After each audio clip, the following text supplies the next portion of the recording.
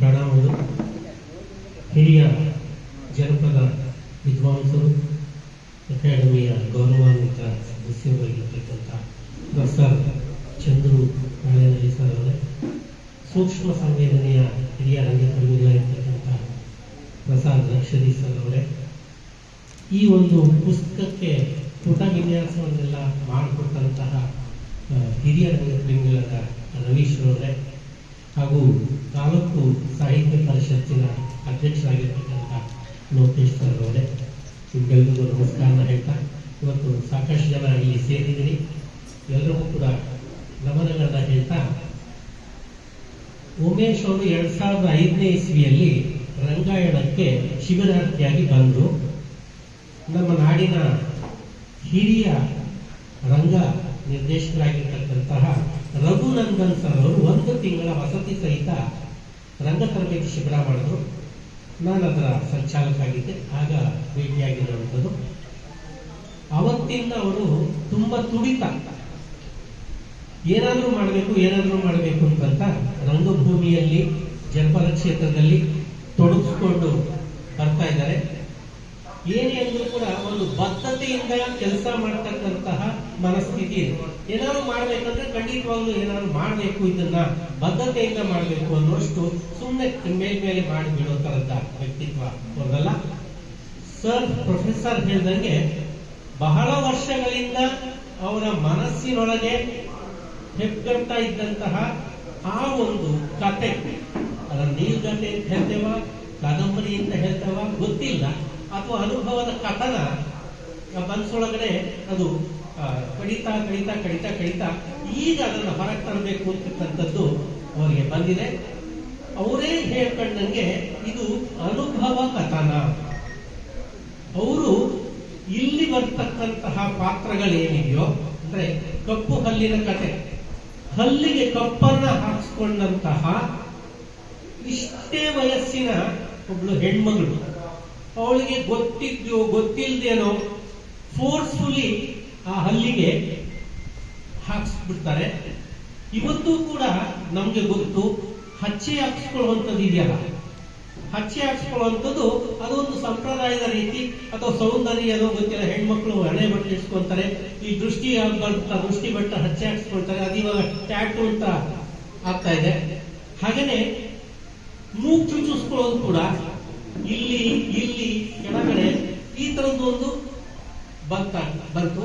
ಹಾಗೆ ಕಿವಿ ಚುಚ್ಚಿಸ್ಕೊಳ್ಳೋದು ಕೂಡ ಅಷ್ಟೇ, ಇಲ್ಲಿ ಕಿವಿ ಚುಚ್ಚಿಸ್ಕೊಂಡೆ ಬುಗುಡಿ ತರ ಇಲ್ಲಿ ಒಂದು ಮೇಲ್ಗಡೆ 3-4 ಚುಚ್ಚಿಸ್ಕೊಳ್ಳೋದು, ಇದೆಲ್ಲ ಕೂಡ ಸೌಂದರ್ಯದ ಪ್ರತೀಕ, ಪ್ರಬುದ್ಧತೆ ಮತ್ತು ಅಂದಿನ ಕಾಲದ ಸಂಸ್ಕೃತಿಯ ಒಂದು ವೈಶಿಷ್ಟ್ಯ ಅನ್ನೋ ತರದಲ್ಲಿ ಅದು ಬಂತು.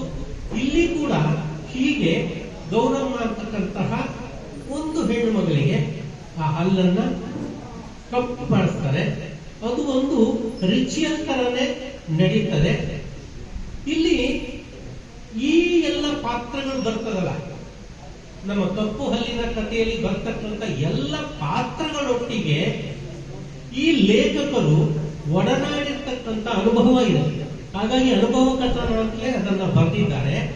ಮತ್ತು ನಮ್ಮ ಸುತ್ತಮುತ್ತ ಅಂದ್ರೆ ಅವರ ಹಳ್ಳಿ, ಅದರ ಸುತ್ತಮುತ್ತ ಇರ್ತಕ್ಕಂತಹ ಎಲ್ಲ ವಿಷಯಗಳನ್ನ, ವಿಚಾರಗಳನ್ನ, ಅಂದ್ರೆ ಹಳ್ಳಿಯಲ್ಲಿರ್ತಕ್ಕಂಥ ಗ್ರಾಮೀಣ ಸೊಗಡನ್ನ ಅನುಭವಿಸಿದ್ದಾರೆ. ಮತ್ತು ಈ ಕಾದಂಬರಿಯಲ್ಲಿ ಬರುವ ಅನೇಕ ಪಾತ್ರಗಳೊಟ್ಟಿಗೆ ಒಡನಾಡ್ತಾನೆ ಅವರು ಈ ಕಾದಂಬರಿಯನ್ನು ಕಟ್ಟುವ ಕ್ರಿಯೆಗೆ ಒಳಪಟ್ಟಿದ್ದಾರೆ. ನಮ್ಗೆ ಗೊತ್ತು, ಈ ಮಕ್ಕಳೆಲ್ಲ ಇವಾಗ ಇಲ್ಲಿ ಹಾಡನ್ನ ಹಾಡಿದ್ರು, ಹೌದಲ್ವಾ? ಹಾಡನ್ನ ಹಾಡಿದ್ರು, ಖುಷಿಯಿಂದ ಹಾಡಿದ್ರು, ಚೆನ್ನಾಗಿ ಅನ್ನಿಸ್ತು ನಮಗೂ. ಒಂದ್ ಸ್ವಲ್ಪ ಶ್ರುತಿ ತಪ್ಪು, ಹಾಗೇನೆ ತಾಳ ಕೂಡ ತಪ್ಪು, ತೊಂದರೆ ಇಲ್ಲ, ನನ್ನ ಮಕ್ಕಳು ಹಾಡಿದ್ರು. ಹಾಗೆ ಉಮೇಶ್ಗೆ ಅನಿಸಿದ್ದನ್ನ ಹೊರ ಹಾಕ್ಬೇಕು ಅಂತ ಸುಮಾರು 10-15 ವರ್ಷಗಳಿಂದ ಅದು ತುಡಿತಾ ಇತ್ತು. ಆ ತುಡಿತ ಇವತ್ತು ಹೊರಗೆ ಬಂದಿದೆ. ಹೊರಗೆ ಬಂದದನ್ನು ಅನುಭವವಾಗಿ ಈ ಮಕ್ಕಳು ಸುಬ್ಬಲಕ್ಷ್ಮಿ ತರ ಹಾಡ್ಲಿ ಅಂತ ನಾವು ಖಂಡಿತ ಅನ್ಕೊಳ್ಬೇಕು. ಅದಕ್ಕೆ ಸಮಯ ತಗೊಳ್ಳಿ ಅಂತಲೂ ನಾವು ಅವರಿಗೆ ಒಂದು ಇದನ್ನು ಕೊಡಬೇಕು. ಆ ನಿಟ್ಟಿನಲ್ಲಿ ಉಮೇಶ್ ಅವ್ರದ್ದು ಒಂದು ಚೊಚ್ಚಲ ಪ್ರಯತ್ನ ಇದೆ.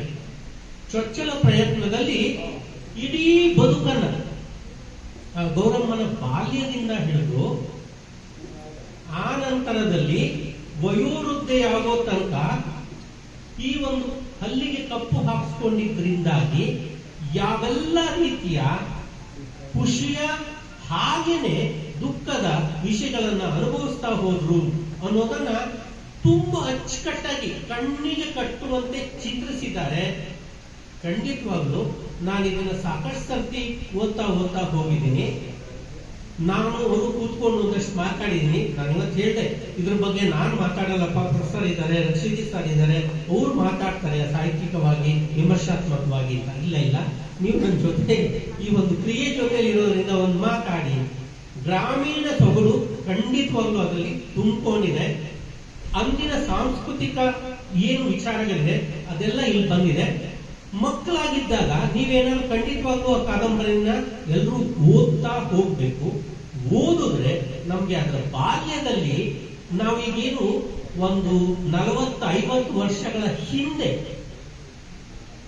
ಏನು ಗ್ರಾಮ್ಯ ಪರಿಸರ ಇತ್ತೋ ಆಗಿನ ಮನಸ್ಥಿತಿಯ ಏನೆಲ್ಲ ಜನರಿದ್ರೋ ಅಷ್ಟು ವಿಚಾರಗಳು ನಮಗೆ ತಗ್ತಾ ಹೋಗುತ್ತೆ.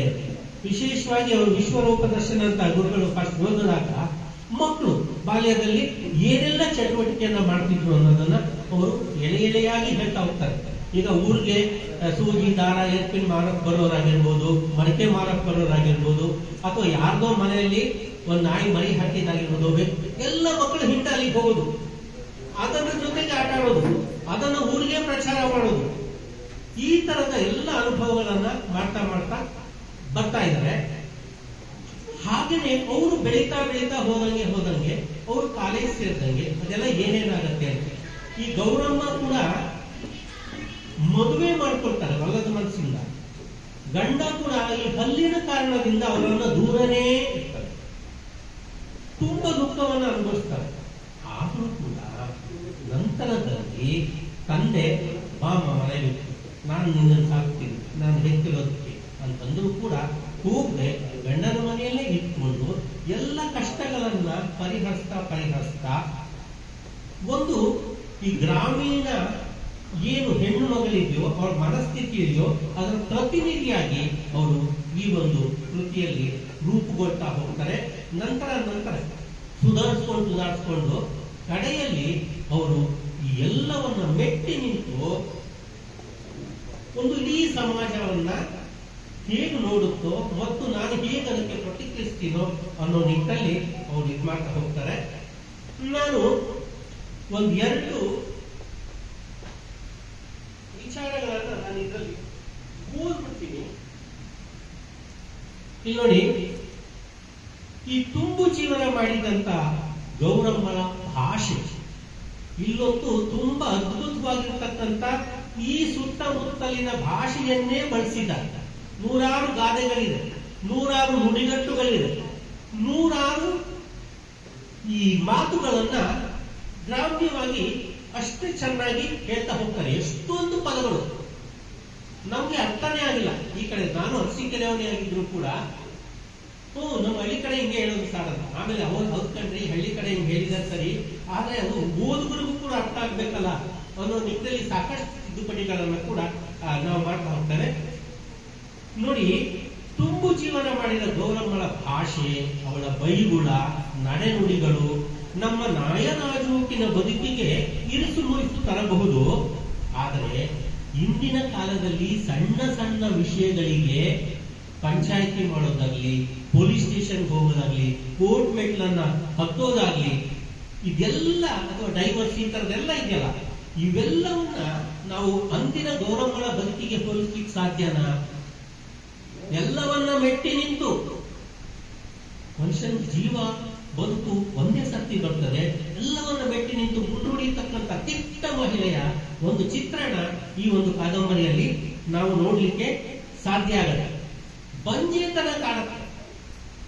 ಅದರಿಂದ ಬರ್ತಕ್ಕಂಥ ಅವಮಾನಗಳನ್ನು ಕೂಡ ಸಹಿಸಿಕೊಂಡು, ಗಂಡನ ಕಿರುಕುಳವನ್ನು ಕೂಡ ಸಹಿಸಿಕೊಂಡು, ತಂದೆ ತವರಿಗೆ ಬಂದ್ಬಿಡು ನಾನು ನಿನ್ನ ನೋಡ್ಕೊಂತೀನಿ ಅಂದ್ರೂ ಕೂಡ ಅದನ್ನು ಸಾರಾಸಗಟಾಗಿ ತಿರಸ್ಕರಿಸಿ ಗಂಡನನ್ನೇ ಸೋಲುವಂತೆ ಮಾಡಿ, ಅಂದ್ರೆ ಅವನ ತಪ್ಪನ್ನು ಒಪ್ಕೊಳ್ಳೋ ತರ ಮಾಡಿ ತನ್ನ ಕುಟುಂಬವನ್ನ ಉಳಿಸ್ಕೊಂಡಂತಹ ಗೌರಮ್ಮ ತುಂಬಾ ತುಂಬಾ ತುಂಬಾ ಎಲ್ಲರನ್ನು ಕೂಡ ಕಾಡ್ತಕ್ಕಂತಹ ಒಂದು ಪಾತ್ರವಾಗಿ ಇಲ್ಲಿ ಚಿತ್ರಣಗೊಂಡಿದೆ. ಖಂಡಿತವಾಗಿ ಅಂದ್ರೆ ಪ್ರತಿದಿನ ಪ್ರತಿಕ್ಷಣ ಕೌಟುಂಬಿಕವಾಗಿ ಸಮಾಜಮುಖಿಯಾಗಿ ಸಹಾನುಭೂತಿಯಿಂದ ಕರುಣಾಮಯಿಯಾಗಿ ಇವರು ಈ ಕಾದಂಬರಿಯಲ್ಲಿ ಅವರನ್ನ ಚಿತ್ರಿಸಿದ್ದಾರೆ.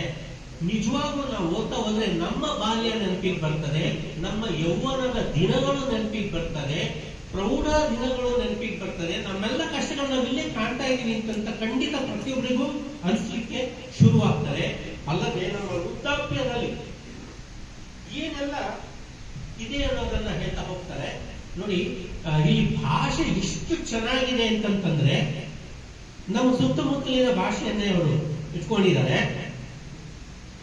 ಎದ್ದೋಗ್ಯಾನ ಯಾಕೆ ನಂಗೂ ಮುಷ್ಟಿ ತೆಗ್ಸ್ಕೊಂಡ್ ಬರ್ತದೆ ಬಂದವಳಿ 2 ಇಂಗ್ಲಿಷ್ ಕಲ್ತು ಟಸ್ಪುಸ್ ಅಂತ ಮಾತಾಡಿದ್ದಕ್ಕೆ ಮನೆಗೆ ಬಂದವ್ರಿಗೆ ಮಾತಲ್ಲೇ ಹೊಟ್ಟೆ ತುಂಬಿಸಿ ಕಳ್ಸೋ ಬಡ್ಡಿ ನೀವು ಮುಷ್ಟಿ ತೆಗಿಸ್ತಾಳ. ನನ್ನ ಮುಂದೆ ದೊಡ್ಡದಾಗಿ ಹೇಳಕ್ ಬಂದವಳೆ ಅದೆಂತದೋ ಹೇಳ್ದಲ್ಲ, ನಿಮ್ಗೆ ಕಚರ ಇಲ್ಲ, ಕಲ್ಚರ್ ನಿಮ್ಗೆ ಕಚರ ಇಲ್ಲ, ನಲ್ಲೆಜ್ಜು ಇಲ್ಲ, ಅದು ಮಣ್ಣು ಮಸಿ ಅಂತ ಒಳೊಬ್ಳು ಯಾವಾಗ್ಲೂ ಮೂಗಿಗೆ ಬಟ್ಟೆ ಹಿಡ್ಕೊಂಡು ಇಸಿಸಿ ಊಸಿಸಿ ಅಂತ ಇರ್ತಾಳೆ.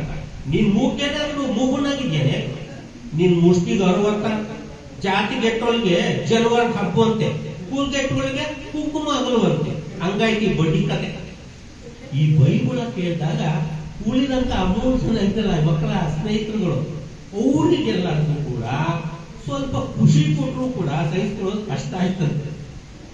ನಾಯಿಗೆ ಇಟ್ಟಾಗ್ದವ ಎದ್ದೋಗಿ ಯಾಕೆ ನಿಮ್ ಜನ್ಮಕ್ಕಷ್ಟು ಬೆಂಕಿ ಯಾಕ ಎಂದು ಕಾಮ ಫುಲ್ ಸ್ಟಾಪ್ ಇಲ್ಲದೆ ನಿರಂತರವಾಗಿ ಬೈತಿದ್ದ ಬೈಗುಳಗಳನ್ನ ಸಹಿಸಲಾಗದೆ ಅಲ್ಲಿದ್ದಂತ ಶ್ರೀನಿವಾಸ ಅನ್ನೋನು ಬಿಲವಿಲ್ಲ ಒದ್ದಾಡ್ತಲೆ, ನಾವು ಕೆಲಸ ಮಾಡ್ಬೇಕಂತದ ನಿಮ್ ಕಾಲದಂಗಲ್ಲ, ಈಗ ಎಲ್ಲ ಮಿಷನರಿ ಕೆಲಸ ಗೊತ್ತಾ, ನಿನ್ನಂಗ್ ಮೈಕೈಗೆ ಬೂದಿ ಉಯ್ಕೊಂಡು ಮೈಕೈ ಪರ್ಚ್ಕೊಳ್ಳೋ ಕೆಲಸ ಯಾರಿಗ್ ಬೇಕಮ್ಮ ಅಂದ.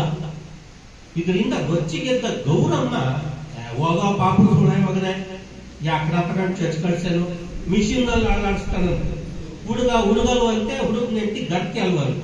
ಎಷ್ಟು ದಿನ ಮಾಡ್ತೀರಾ ಇವೆಲ್ಲ? ನಾಕಣ್ಣ 4 ಅಕ್ಷರ ಕಲ್ತ್ಬಿಟ್ರೆ ನೀವೇನ್ ಮೇಲಿಂದ ಉದ್ರು ಬಂದಿದ್ದೀರಾ, ಮಹಾ ದೊಡ್ಡ ಪಂಡಿತರು ನೀವು ಅಂತ ಬುದ್ಧಿವಂತರಾಗಿದ್ದಿದ್ರೆ ನನ್ ಮನೆ ಅಕ್ಕಿ ಬಾಗ್ಲು ಯಾಕೆ ಚೋಸ್ತಾ ಇದ್ರಿ? ನಿಮ್ ಮೇಟ್ ಅದೇನ್ ಹೇಳ್ಕೊಟ್ಟಾನೋ ನೀವು ಅದೇನ್ ಕಲ್ತಿರೋ ಒಂದು ಗೊತ್ತಾಯ್ತಾ ಇಲ್ಲ. ಅವ್ರೇನ್ ಮನೆಗೆ ಹೋಗ್ತಾ ಮಾಡಬೇಡಿ, ಪೆನ್ನು ಪೇಪರ್ ಹಿಡ್ಕೊಂಡು ದಿನ ಸುಣ್ಣ ಬಣ್ಣ ಹೊಡ್ಕೊಂಡು ಸುತ್ತಾಡು ಅಂತ ಹೇಳ್ತಾರ. ಮನೆಗೆ ಗೋಕುರ್ತ ಅಂದ್ರೇನು? ಮನೆ ಕೆಲಸ ನಮ್ಗೆ ಗೊತ್ತಾಗಿಲ್ಲ. ಗೋಕುರ್ತ ಅಂದ್ರೆ ರಾಕೆಟ್ ಒಂದ್ಸರಿ ಸುಮ್ಮನೆ ಕೆಲಸ ಬರ್ತಿದೆ, ಯಾಕಂದ್ರೆ ಓದ್ಕೊಂಡು ಕೂಡ ಗೊತ್ತಾಗ್ಬೇಕಲ್ಲ. ನಿಮ್ಗೆ ಮನೆಗೆ ಹೋಗ್ತಾ ಮಾಡಬೇಡಿ, ಪೆನ್ ಪೇಪರ್ ಹಿಡ್ಕೊಂಡು ದಿನ ಸುಣ್ಣ ಬಣ್ಣ ಹೊಡ್ಕೊಂಡು ಸುತ್ತಾಡು ಅಂತ ಹೇಳ್ತಾರ. ಬೀದಿ ನಾಯಿ ಹೊಡ್ಕೊಂಡು ಹೋಗೋರಿಗೆ ಬರೋರಿಗೆಲ್ಲ ಹಲ್ಬಾಯಿ ಕಿಸ್ಕೊಂಡು ತಿರ್ಗಾಡಿ ಅಂತ ಆ ನಿಮ್ ಪುಸ್ತಕದೊಳಗೆ ಬರ್ದೈತ ಅಂತ ಕೇಳ್ತೀನಿ. ಕರ್ಕೊಂಬಾಯಿ ಆ ನಿಮ್ ಮೇಟುನ ಆಚಾರ ಪಡಿಸ್ತೀನಿ. ಹೋಗಿ ನೆಟ್ಟಿಗೆ ಬಾಳ್ಬೆ ಮಾಡೋದನ್ನ ಕಲೀರಿ ಅಂದಾಗ 4 ತಲೆ ತಿರುಗಿದಂತಾಗಿ 4 ಬಾರಿ ಕಣ್ಣಿನ ಗುಡ್ಡೆ ತಿರುಗಿ ಕಣ್ಣು ಮುಚ್ಚಿ ಬಿಡುತ್ತಿದ್ರು. ಇಡೀ ಕಾದಂಬರಿ ಉದ್ದಕ್ಕೆ ಪ್ರತಿ ವಾಕ್ಯದಲ್ಲೂ ಪ್ರತಿ ಪುಟದಲ್ಲೂ ಈ ತರ ಗಾದೆಗಳು, ಬೈಗುಳಗಳು, ನುಡಿಗಟ್ಟುಗಳು ಯಥೇಚ್ಛವಾಗಿ ಸಿಗುತ್ತೆ. ನೀವು ಲಿಸ್ಟ್ ಮಾಡ್ತಾದ್ರೆ ಒಂದು 100 ಲಿಸ್ಟೇ ಮಾಡ್ಕೊಂಡ್ಬಿಡ್ಬೋದು. ಮತ್ತು ಈ ನಮ್ಮ ಸುತ್ತಮುತ್ತಲಿನ ಭಾಷೆಯನ್ನ ಚೆನ್ನಾಗಿ ಹಿಡಿದಿದ್ದಾರೆ ಮತ್ತು ಅದನ್ನ ಚೆನ್ನಾಗಿ ಹೇಳುವ ಪ್ರಯತ್ನವನ್ನ ಮಾಡಿದ್ದಾರೆ. ಖಂಡಿತವಾಗ್ಲೂ ತಾವು ದಯಮಾಡಿ ಪುಸ್ತಕಗಳು ಹೊರಗಡೆ ಇದೆ, ರಿಯಾಯಿತಿ ದರದಲ್ಲಿ ಕೂಡ ಇವತ್ತು ನಿಮಗೆ ಸಿಗುತ್ತೆ. ಇದೇನು ದೊಡ್ಡ ವಿಷಯ ಅಲ್ಲ. ನೀವು ನಾನು ಓದು ಹೇಳಿದ್ರೆ ನಿಮ್ಗೆ ಖುಷಿ ಆಯ್ತಾ? ಈ ಭಾಷೆ ಇದನ್ನ ನಾವು ಅಳವಡಿಸ್ಕೊಳ್ಬೇಕು, ತಿದ್ದೋಕೆ ಹೋಗ್ಬಾರ್ದು. ಈಗ ನಾ ಹೇಳಿದ್ನಲ್ಲ, ಆ ಮಕ್ಕಳ ಹಾಡಿದ್ದು ಅದನ್ನ ಹಂಗೆ ಇಟ್ಕೊಂಡ್ಬಿಡ್ಬೇಕು. ನಂತರದಲ್ಲಿ ಸರಿ ತಪ್ಪುಗಳನ್ನ ಹೇಳ್ತಾ ಇದಕ್ಕೆ ಹೋಗ್ಬೇಕು. ನಮ್ಮ ಭಾಷೆಯನ್ನು ಕೂಡ ಅಷ್ಟೇ. ನಾವು ಈಗ ಇಲ್ಲಿ ಸ್ವಲ್ಪ ಚನ್ನರಾಯಪಟ್ಟಣಕ್ಕೆ ಬರ್ತಿದ್ದಂಗೆ, ಮೈಸೂರಿಗೆ ಹೋಗ್ತಿದ್ದಂಗೆ, ಬೆಂಗಳೂರಿಗೆ ಹೋಗ್ತಿದ್ದಂಗೆ, ಡೆಲ್ಲಿಗೆ ಹೋಗ್ತಿದ್ದಂಗೆ ನಮ್ಮ ಭಾಷೆಯ ಕಲ್ಚರನ್ನೇ ಬದಲಾಯಿಸ್ಕೊಳ್ತಾ ಹೋಗ್ತೀವಲ್ಲ. ಖಂಡಿತ ಅದಾಗಬಾರ್ದು. ಆಡು ಭಾಷೆಯಲ್ಲಿ ಗ್ರಾಮ್ಯದ ಸೊಗಡಿನಲ್ಲಿ ನಿಜವಾಗ್ಲೂ ಒಳ್ಳೆಯ ಪ್ರಯತ್ನವನ್ನ ಉಮೇಶ್ ಅವರು ಮಾಡಿದ್ದಾರೆ.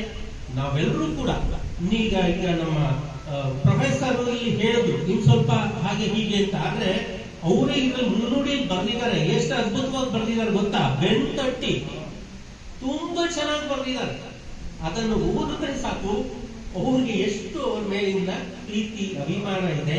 ಮತ್ತು ಬೆಳೆಯಲಿ ಅನ್ನೋ ಕಾರಣಕ್ಕೆ ಶಿಕ್ಷಕರು ಅಥವಾ ಗುರುಗಳು ಏನ್ ಮಾಡ್ತಾರೆ, ಇನ್ನೂ ಒಳ್ಳೆ ಬುದ್ಧಿ ಮಾತುಗಳನ್ನ ಹೇಳ್ತಾ ಹೋಗ್ತಾರೆ. ಹಾಗಾಗಿ ನಾನು ಹೇಳ್ದೆ, ನಾನೆಲ್ಲ ಇದನ್ನೆಲ್ಲ ಮಾತಾಡೋದೇನು ಅಗತ್ಯ ಇಲ್ಲಪ್ಪ ಅಂತ. ಆದ್ರೆ ಒಂದೆರಡು ಮಾತು ಹೇಳಿತ್ತ ಗುರುಗಳು ಬಿಟ್ಟಂತ ಮಾತುಗಳನ್ನ ನಾನು ನಿಮ್ಮ ಮುಂದೆ ಇಟ್ಟಿದ್ದೀನಿ. ಖಂಡಿತವಾಗ್ಲೂ ಹೋಗ್ತಾ ನನ್ನ ಪುಸ್ತಕ ತಗೊಂಡು ಹೋಗಿ ತುಂಬಾ ತುಂಬಾ ಒಳ್ಳೆಯ ಪಾತ್ರಗಳು, ನಮ್ಮ ಸುತ್ತಮುತ್ತ ಇರುವಂತ ಪಾತ್ರಗಳು, ನೀವೆಲ್ಲ ನನ್ನ ಜೊತೆ ಒಡನಾಡಿದ್ರಿ, ಅವ್ರ ಜೊತೆ ಒಡನಾಡಿದ್ರಿ, ನೀವೆಲ್ಲರೂ ಕೂಡ ಆ ಕಾದಂಬರಿಯಲ್ಲಿ ಖಂಡಿತವಾಗ್ಲೂ ಇದ್ದೀರಿ. ನಮ್ಮ ಹಳ್ಳಿಗೆ ಹೋದ್ರೆ ಏನೆಲ್ಲ ಇದೆ, ಊರ್ ಮಾರಮ್ಮ, ಗುಡ್ಡೆ ಮಾರಮ್ಮ ಬರ್ತಾರಲ್ಲ, ಬಂದಾಗ ಮಕ್ಕಳೆಲ್ಲ ಹೋಗಿ ಅವರ ಸೊಲ್ಲನ್ನ ಹಾಡ್ತಾ ಹಾಡ್ತಾ ಆ ಒಂದು ತಾಳ ಫಲ ಇವನ್ನ ಹಿಡಿಯೋ ಪ್ರಯತ್ನ ಮಾಡಿರ್ತಕ್ಕಂಥದ್ದಾಗಿರ್ಬೋದು. ವಿಶೇಷವಾಗಿ ಈ ಜಗ್ಲಿ ಕಟ್ಟೆ ಮೇಲೆ ಮುದಿ ಸಿಸಿ ಕ್ಯಾಮ್ರಾಗಳು ಕೂತಿದ್ವು ಅಂತ ಬರೀತಾರೆ. ಮುದಿ ಸಿಸಿ ಕ್ಯಾಮ್ರಾಗಳು ಅಂದ್ರೆ ಹಿಂಗೋದ್ರು ಯಾರು ಅಂತ ನೋಡ್ತಾರೆ, ಹಿಂಗೋದ್ರು ಯಾರು ಅಂತ ಎಲ್ಲಕ್ಕೆ ಹಾಕೊಳ್ಳೋದು, ಉಗಿಯೋದು, ನೋಡ್ತಾನೆ ಇರೋದು. ಒಂದ್ ನಾಯಿ ಕಡೆಗೆ ಹೋದ್ರು ಹಿಂಗ್ ಹೋಯ್ತು ಅಂತ ಹೇಳುತ್ತೆ. ಈ ಹುಡುಗರು ಏನ್ ಮಾಡ್ತಾರೆ ಅಂದ್ರೆ, ಯಾರು ಏನಾದ್ರು ತೊಂದರೆ ಮಾಡ್ರ ಅಲ್ಲಿ ಮಾಡುವಂತೆ ಹೋಗ್ಬಿಟ್ಟ ಜಗ್ಲಿ ಕಟ್ಟೆಯಲ್ಲಿ ಹೇಳೋದು ಸಾಕು, ಇಡೀ ಊರಿಗೆ ಪ್ರಚಾರ ಆಗೋಗ್ಬಿಟ್ಟು. ಇಂಥದ್ದೆಲ್ಲ ನಾವು ಸಾಮಾನ್ಯವಾಗಿ ನೋಡಿದ್ದೀವಿ. ಇಂಥ ಎಲ್ಲ ತುಂಬಾ ವಿಚಾರಗಳು ಕಾದಂಬರಿಯಲ್ಲಿ ಇದೆ. ನಾನು ಕಾದಂಬರಿಯನ್ನು ಹೇಳ್ಬಿಟ್ಟೆ ನೀವು ಯಾರು ತಗೊಂಡು ಓದೋದಿಲ್ಲ ಅನ್ನೋ ಕಾರಣಕ್ಕೆ ಇಷ್ಟನ್ನ ಹೇಳ್ತಾ ನನ್ನ ಮಾತುಗಳನ್ನ ಮುಗಿಸ್ತೀನಿ. ಖಂಡಿತವಾಗ್ಲೂ ಅದು ಹೆಚ್ಚು ಬೆಲೆ ಏನಿಲ್ಲ. ತುಂಬಾ ಶ್ರಮ ಪಟ್ಟು ನಮ್ಮ ರಮೇಶ್ ಸರು ಸಾಕಷ್ಟು ಸರ್ತಿ ಅದನ್ನ ತಿದ್ದಿ ತೀಡಿ, ಅಂದ್ರೆ ತಿದ್ದಿ ತೀಡಿಯಿಂದ ಕೆಲವು ವಿಚಾರಗಳನ್ನ ಡಿಸ್ಕಸ್ ಮಾಡ್ತಾ ಅವರು ಕೂಡ ನಾವು ಕೂಡ ತಂದಿದ್ದೇವೆ. ಯಾಕಂದ್ರೆ ಒಂದು 15 ವರ್ಷದ ಒಳಗಿನ ಒಂದು ಏನಿದೆಯೋ ಇದು ಹೊರಗೆ ತರಲಿಕ್ಕೆ ನಾವೆಲ್ಲರೂ ಕೂಡ ಸ್ವಲ್ಪ ಉತ್ತೇಜನಕಾರಿಯಾಗಿ ಅವರಿಗೆ ಭಾಗವಹಿಸಿದ್ದೇವೆ. ನೀವು ಕೂಡ ಅದನ್ನ ಓದೋ ಮೂಲಕ, ಮತ್ತೊಬ್ಬರಿಗೆ ಹೇಳೋ ಮೂಲಕ ಖಂಡಿತವಾಗ್ಲೂ